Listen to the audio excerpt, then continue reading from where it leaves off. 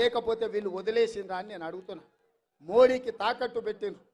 నాకు తెలుసు కేసీఆర్ బిడ్డ బెయిల్ కోసం ఇవాళ కాంగ్రెస్ను ఓడించడం కోసం నరేంద్ర మోడీతో చీకటి ఒప్పందంలో భాగంగా మహబూబ్ నగర్, చేవెళ్ళ, మల్కాజ్గిరి, భువనగిరి, జహీరాబాద్ 5 పార్లమెంట్లలో చంద్రశేఖర్ రావు నరేంద్ర మోడీని గెలిపించడానికి సుపారీ తీసుకొని బీఆర్ఎస్ కార్యకర్తలు ఇవాళ బొందబెట్టి వాళ్ళ ఆత్మ గౌరవాన్ని మోడీ కాళ్ళ దగ్గర తాకట్టు పెట్టిండు.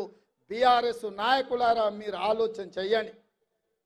లక్షలాది మంది కార్యకర్తలు ఇతర పార్టీలు జైలుకు పోయినప్పుడు కేసీఆర్కు దుఃఖం లేదు. నాలాంటోని బిడ్డ లగ్గం ఉంటే కూడా వదలకుండా జైల్లో పెట్టినప్పుడు ఆయనకు బాధ తెలియలేదు.